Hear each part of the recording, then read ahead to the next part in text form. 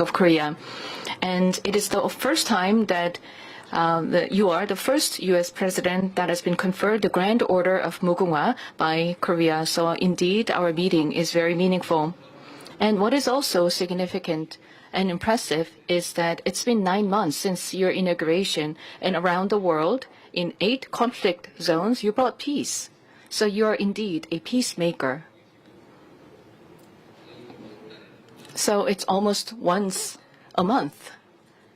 So many people have been killed and so many damages were done, but you have been successful in bringing peace to many parts of the world. And I hope that your peacemaking skills can be applied to the Korean Peninsula so that we can bring peace on the Korean Peninsula as well. And if that happens, I believe that you will be recognized forever in the history of humanity. And also this will be indeed welcomed by Korean people, because bringing permanent peace on the Korean Peninsula has been a long desired goal for our country. And as I mentioned many times, you have wonderful capabilities and skills as a peacemaker, and if you can help us and if you can establish peace on the Korean Peninsula, then we will support you so that you can become a peacemaker on the Korean Peninsula as well. Chairman Kim, I hope, will see your true heart and intention. This time, your meeting with Chairman Kim did not happen, but I am very happy that you are willing and open to having a dialogue with Chairman Kim, and the posture itself is a lot for us. And so far, Chairman Kim has not really accepted your good intention and your gesture, so this time it did not happen. But I believe that we've been planting good seeds for a better future, and I hope that your gestures and your words will serve as an opportunity to further open up opportunities for better relations, and we will continue to support your endeavor. As you may know very well, on the Korean Peninsula, a war is going on, technically speaking. So the two Koreas are at war, technically, but with the help of the U.S. and the international community, we have been able to grow our economy and advance our country. And going forward, our bilateral relations are going to focus on modernizing our alliance so that our alliance can become more comprehensive and strategic. Korea has decided to increase our national budget for defense, so military spending and the defense budget will be expanded to further strengthen our military capabilities. As you may know very well, the current defense budget of the Republic of Korea is about 1.4 times of the total GDP of the DPRK. So our budget, our military spending is quite significant, and we're ranked number 5 in terms of our military spending. So already it's quite a lot of money. However, I know that it is important to continue to lessen your burden, military and defense burden for us. So we will continue to increase our military spending. Furthermore, I'd like to mention a few things. When I met with you last time, I didn't have a chance to explain in further detail, so there may be some misunderstanding. But when it comes to submarines powered by nuclear energy, I hope that you will support so that we can get supplied of nuclear fuels for submarines. We're not aiming for nuclear-armed submarines, but rather conventionally armed submarines powered by nuclear energy.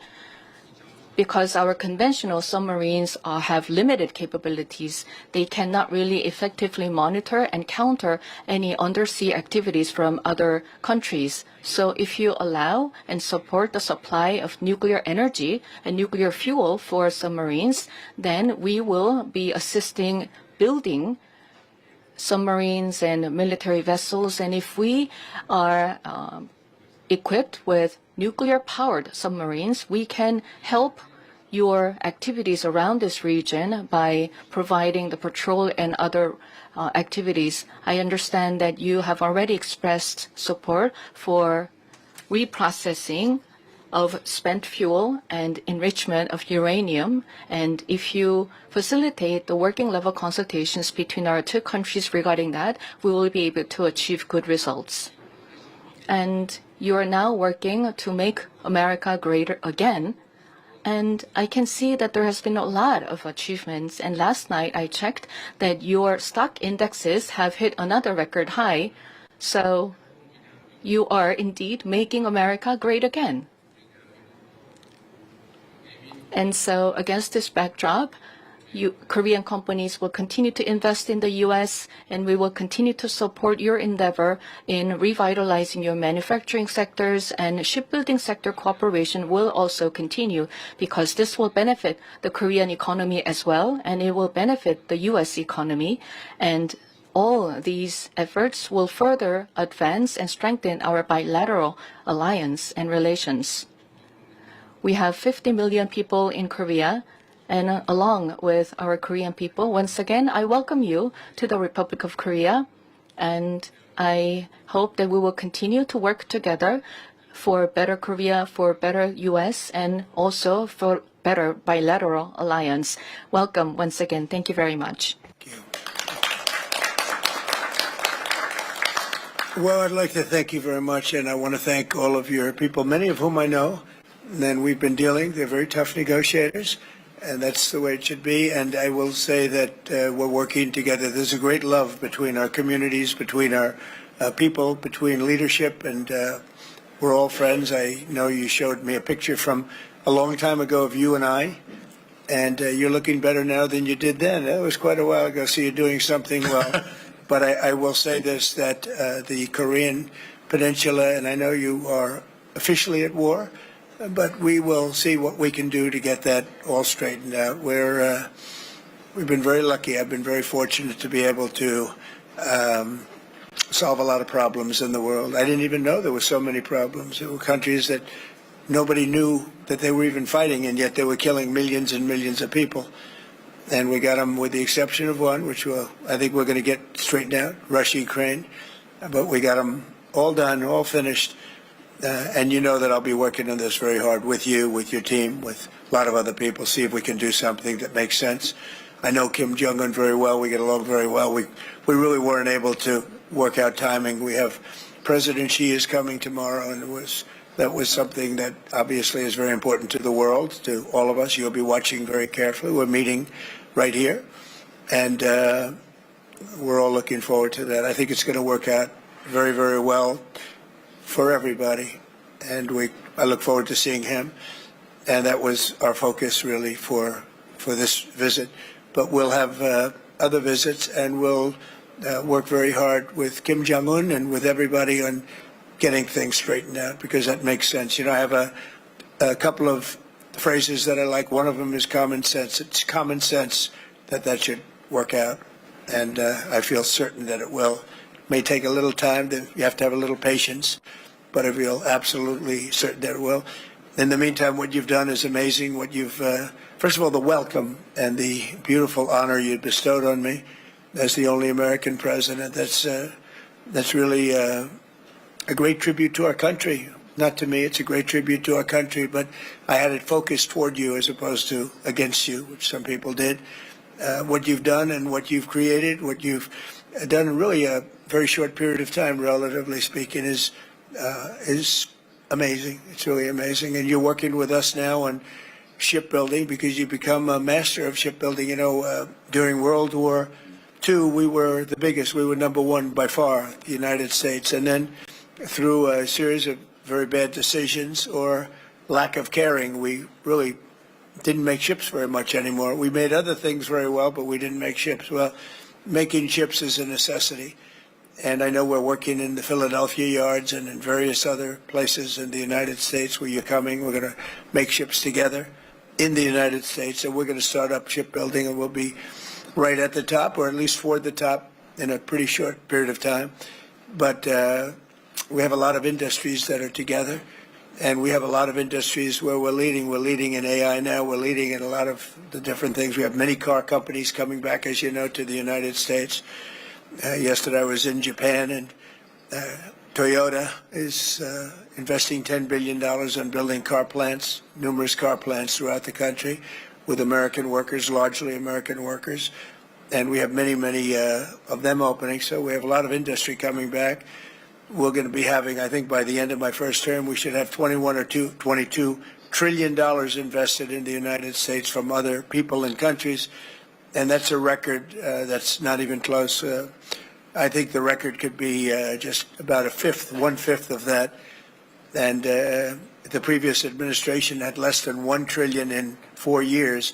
And we're going to have maybe 21 trillion, could be even higher than that in 1 year. So nobody's ever seen anything like, no country's ever seen anything like that. But I just want to let you know it's a special bond that we've had. We've had it for a long time, but you've never had it as strong as you've had it with me. And it's a tremendous honor. I will tell you, driving up in the Beast, that's called the Beast, driving up in the Beast, the limo, with those very powerful people carrying very vicious-looking weapons. It was something. That was some spectacle and some beautiful scene, and I know what goes to making that happen. But it was so perfect, so flawlessly done, and all of us, I can speak for my entire cabinet and all the people with me, I don't think we've ever seen anything like that. So I just want to thank you for that. That was a very special welcome, and it will be remembered. And Marco, I think you're working extremely well with the defensive side, defense and offense. You know, we have both defense and offense, and they're equally as good. In fact, our defense is very important from the standpoint of helping other countries. But we're going to take care of, we're going to work with you, and we're going to take care of the one, it's really a lingering cloud. I would call it a lingering cloud that's over your head. We're going to see if we can get that straightened out. And I just want to thank you again for the welcome. And I wanted to say we've been friends for a long time, and you are going to be a great president. You already are. And if we can do this together, then you'll go down as the greatest of them all, and we'll try and make that happen. Thank you very much. Great honor. Thank you.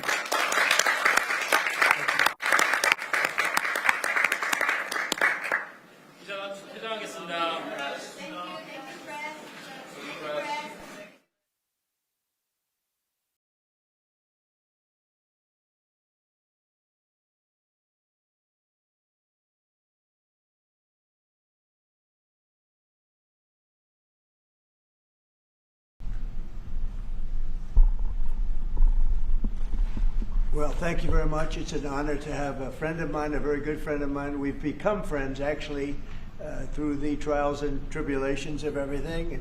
Mark Rutte, Secretary General of NATO, highly respected.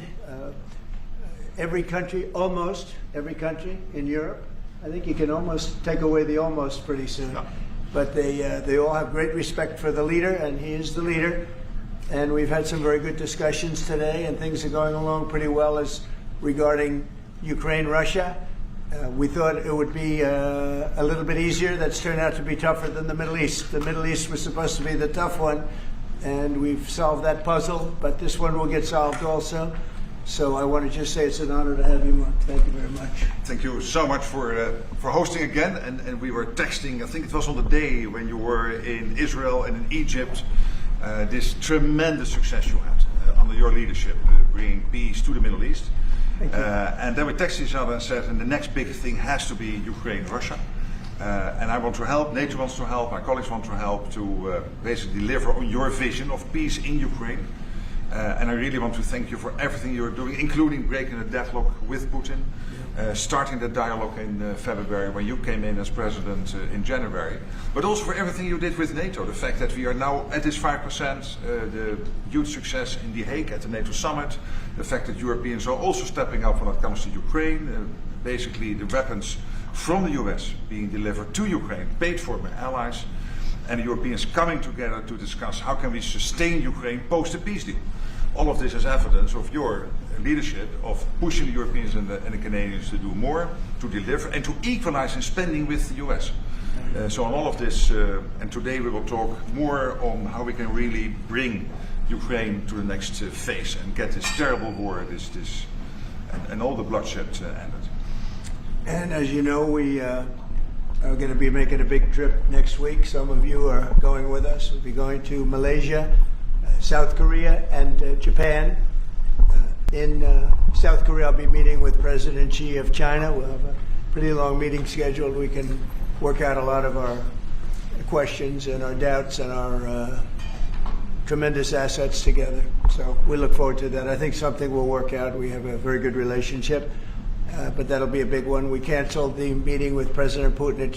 It didn't feel right to me. It didn't feel like we were going to get to the place we have to get, so I canceled it. But we'll do it in the future. But next week we'll be with many of you in those locations that I told you. Then it's back to Washington. So thank you very much, everybody. Yeah, please. Mr. President, can you tell us a little bit about why you're elevating sanctions against Russia right now? I just felt it was time. We've waited a long time. I thought that we'd go long before the Middle East. And Mark, as you know, we did the Middle East +7. So we did 7 different wars from Pakistan and India to so many. Azerbaijan, Armenia. Which they said was impossible to do. All these wars I did, and the one that we have left, we have one left. It'll be 9. We have one left, and I think we'll get that done too. I think we're on our way to getting it done. We have to. Yeah. Mr. President, do you have a timeline for when you think the story is going to be over because of your leadership? No, I don't have a timeline. You can't have in war. It's hard to have a timeline. You know, so many things happen in war. Go ahead. What about Tomahawk missiles? Putin is definitely Well, afraid the of problem with the Tomahawk that a lot of people don't know, it'll take a minimum of 6 months, usually a year, to learn how to use them. They're highly complex. So the only way a Tomahawk is going to be shot is if we shot it, and we're not going to do that. But there is a tremendous learning curve with the Tomahawk. It's a very powerful weapon, very accurate weapon, and maybe that's what makes it so complex. But it will take a year. It takes a year of intense training to learn how to use it. And we know how to use it, and we're not going to be teaching other people. It's too far out into the future. Yes, Mr. President. Yes, please. I saw, Mr. President, that you said as recently as yesterday that you still believe that Putin wants to end the war. Yeah, And today I do. You took this step to ratchet the sanctions and put more pressure on him. What else are you going to do to encourage him to get there, or can you explain why you do believe he wants peace? Yeah, it's a good question. Today is a very big day in terms of what we're doing. Look, these are tremendous sanctions. These are very big. Those are against their 2 big oil companies. And we hope that they won't be on for long. We hope that the war will be settled. We just answered having to do with the various forms of missiles and everything else that we're looking at. But we don't think that's going to be necessary. We would like to see them just take the line that has been formed over quite a long period of time and go and let's go home. Last week they had almost 8,000 soldiers killed. Many Russians were killed last week. Many Ukrainians were killed last week. We think it's ridiculous and would like to have it end. Why do you think you want peace, though? Why do you still believe that? I think they want peace. I think they both want peace at this point. It's been, it's almost 4 years. You're going into 4 years. And if I were president, it never would have started. But yeah, it's time. Mr. President, on the shutdown, will you plan to meet with Democrats before you head to Asia? And if not, why not meet with Democrats? Well, I think it's a shame that it's shut down because we have the greatest economy, as you were saying before. We have the greatest economy in the world right now, by far, the United States. We have almost 18, now it was 17, now it's $18 trillion being poured into our country, and it's no time for shutdowns. I don't think it's affecting what we're doing, but it's too bad for a lot of people. We have a lot of good people that aren't working right now that should be, and it's because the Democrats want to try and renegotiate a deal that they had negotiated. They want $1.5 trillion given to illegal immigrants who came into the country, and it's going to hurt the health care of citizens of our country that have been paying into it, that have been working hard for it, that really deserve it. So we're never going to do that. It's not going to happen. And I will tell you, there are a lot of good Democrats that really want to make a deal. And I think all we need is 5 Democrats because we have great support on the Republican side.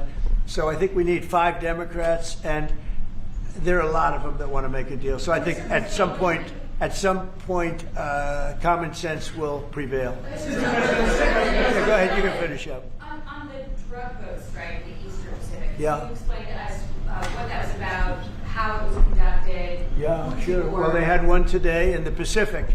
And the way I look at it, every time I look, because it is violent, and it's amazing that the weaponry, that everyone, you know, they have these boats that go 45, 50 miles an hour in the water. And when you look at the accuracy and the power, look, we have the greatest military in the world.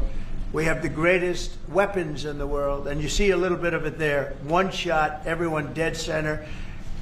And the only way you can't feel bad about it is you realize that you won't feel badly about it, is you realize that every time you see that happen, you're saving 25,000 American lives.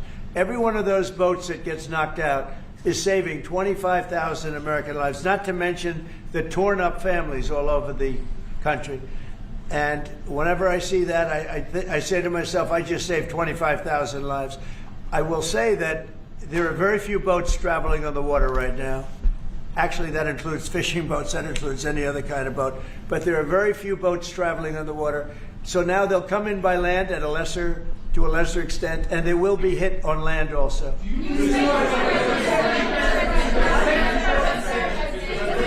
ahead, in the back, please. Do you have legal authority if they do come? Yes, we do. We have legal authority, right? We're allowed to do that. And if we do by land, we may go back to Congress, but we have, this is a national security problem. They killed 300,000 people last year, these drugs coming in. They killed 300,000 Americans last year, and that gives you legal authority. We have a national security, really, I will say this, when you look at the people we're dealing with, and we know them, we know the people coming in, we know the boats, we know everything else, we're allowed to do it. It's in international waters. If we don't do it, we're going to lose hundreds of thousands of people. Now, they'll be coming in by land a little bit more because they're not coming in by boat anymore. There are no boats in the water. There are no more boats. We know the boat almost immediately. You know, it's pretty unusual when you see somebody with a fishing rod and 5 engines on the back of the boat. You know, you don't need that to go fishing. Wait. And we will hit them very hard when they come in by land. And they haven't experienced that yet, but now we're totally prepared to do that. We'll probably go back to Congress and explain exactly what we're doing when we come to the land. We don't have to do that, but I think, Marco, I'd like to do that. You may respond to that if you want. Yeah, well, I mean, the question is, bottom line, these are drug boats. If people want to stop seeing drug boats blow up, stop sending drugs to the United States. But does it matter if it's in the United States? Well, these are all in international waters. The boat. If you do a strike in the United States, or if we're well, that's a different matter. Now you're talking about a law enforcement matter. In this particular case, there are people traveling on international waters headed towards the United States with hostilities in mind, which includes flooding our country with dangerous, deadly drugs. And they're going to be stopped. And that's what's happening. And in the case last week, you saw there was a submarine. It was a submarine. It was a submersible. That's a drug boat all the way through. We know what these boats are. The president just said it. We track them from the very beginning. We know who's on them, who they are, where they're coming from, what they have on them. You know, if you're running drug boats, you're in grave danger. And drug usage is way down. And drug usage coming from the sea, they call it ocean drugs, a little term that they use, the ocean drugs, is very close to non-existent right now. I wouldn't want to be in one of those boats heading away. You know, they're driving happily to destroy the lives of people, and they end up, that's the end of them. So the ocean drugs and the sea drugs, drugs by sea they call it also, that's almost down to nothing, as you can imagine. So they continue to come in by land at a little bit less because they see something is going to happen. They don't like it. They see something, and they're right. Something very serious is going to happen. The equivalent of what's happening by sea. And we're going to Congress just to tell them what we're doing, just to keep them informed. So we have to do it for national security. We have to do it to save lives.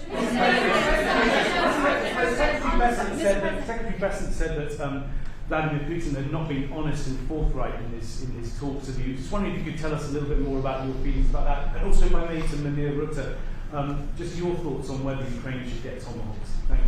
Well, I think that in terms of honesty, the only thing I can say is every time I speak with Vladimir, I have good conversations, and then they don't go anywhere. They just don't go anywhere. So in that sense, but no, look, he's fighting a war. He's in a war. That's two very competent sides, and that's the way war is. You never know with war, but I would say that it's time to make a deal. A lot of people are dying. You know, they're not Americans, but they're people. They're souls. and they're dying by the thousands, worst since World War II, and we really should stop it.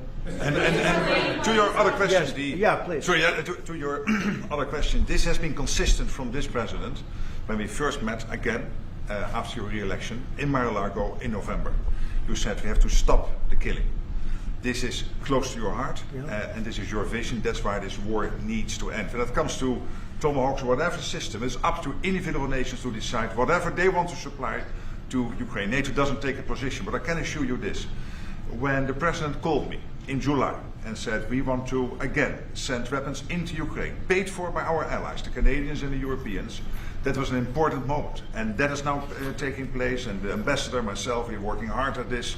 Already a couple of $1 billion of weaponry into Ukraine from the US, paid for by allies. So I'm not going to comment on about the tomahawks, but when it comes to the US and all the support for Ukraine, it is there and it is close to the president's heart, and I know this.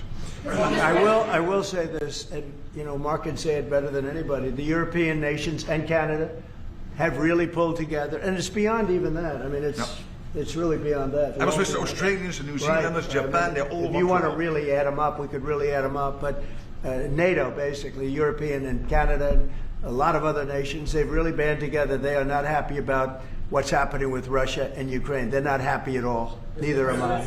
Mr. President. Jeff? Sir, just changing this topic slightly, I see you've got the Yeah. model of the White House and the ballroom.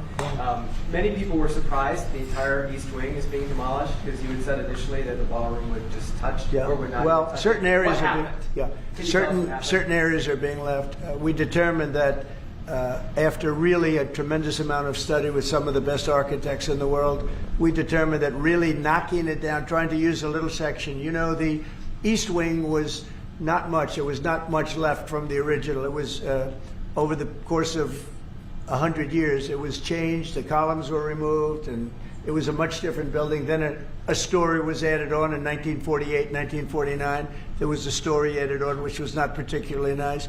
And the building was very, very much changed from what it was originally. It was never thought of as being much. It was a very small building. And rather than allowing that to hurt a very expensive, beautiful building that, frankly, they've been after for years. You have that. I brought these along so people could see, but it's, there's a relative, nobody's actually seen anything quite like it. I think it'll be one of the great ballrooms anywhere in the world. It's about $300 million. It's set to do many, many things, including meetings of foreign leaders, including the honoring of foreign leaders. You can see this.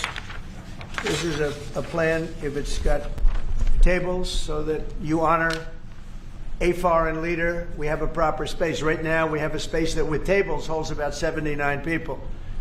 And this is a proper kind of a thing. Now, what the White House was doing, as you know, is they were putting tents out on the lawn. This is an interior shot of the ballroom. I think there'll be nothing like it. And it's being paid for 100% by me and some friends of mine, donors to it. The government's paying absolutely nothing.